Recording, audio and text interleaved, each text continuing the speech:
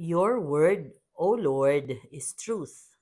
Consecrate us in the truth. Guide me, Lord, in the way of your commands.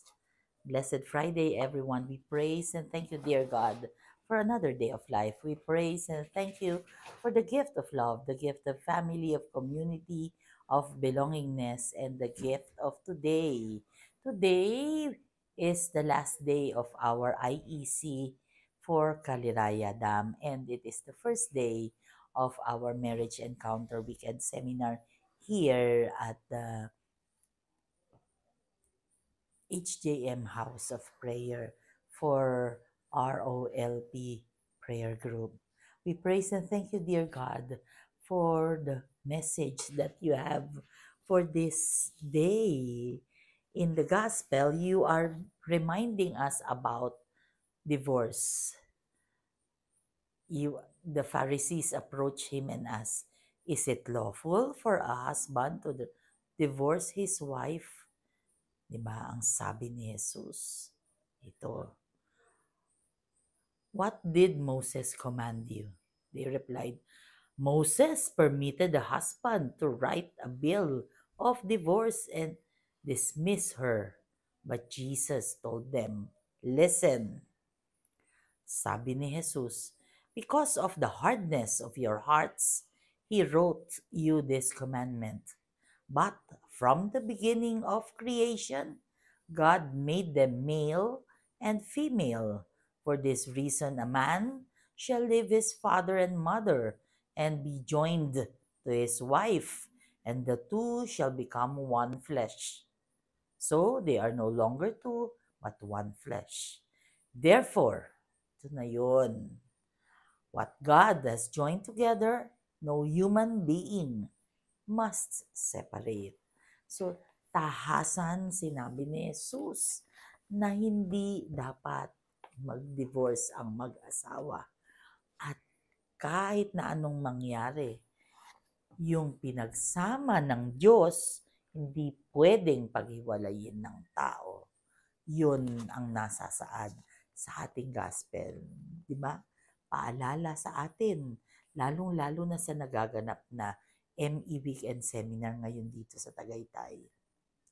Pero, ano ang first reading? The first reading, according to the book of Sirach, is reminding us about having best friend. Yung kaibigan, pwede raw marami kang, let your acquaintances be many, but one in 1,000, your confidant. Tandaan natin, pwedeng madami kang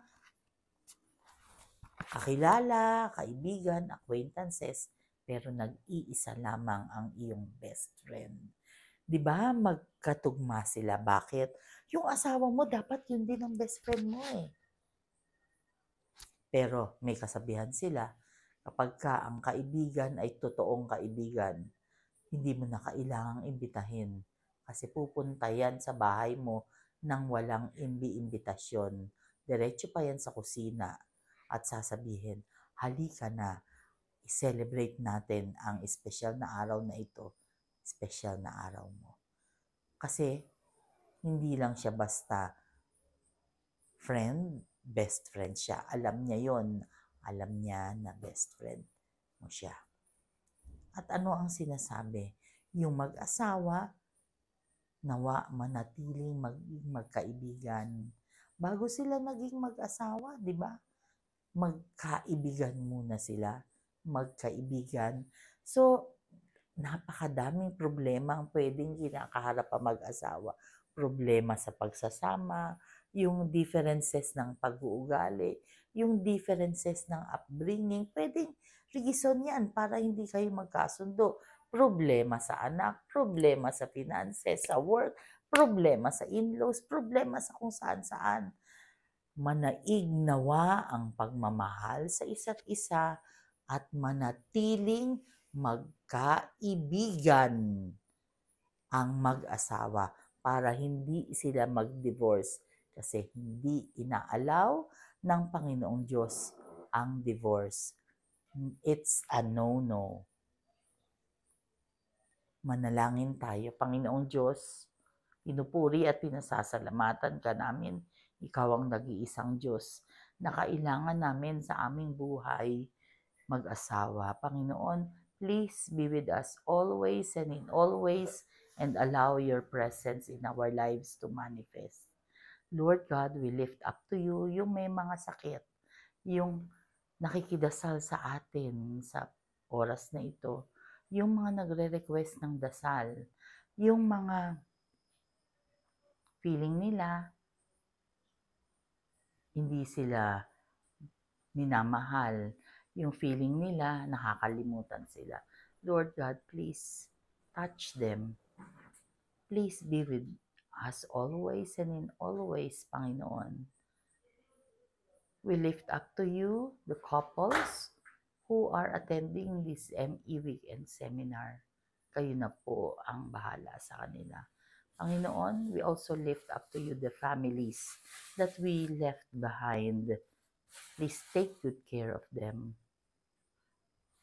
Lord God, I also lift up to you the hearts of Jesus and Mary Prayer Community. Meron man pong hindi pagkakaunawaan, ikaw na po ang magbigay ng enlightenment sa bawat isa.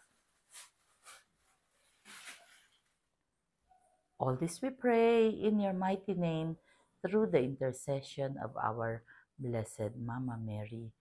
I pray that all the couples, yung mga merong pinagdadaanan, nawa lumipas na po ang mga hindi magaganda nilang daladalahin. Amen.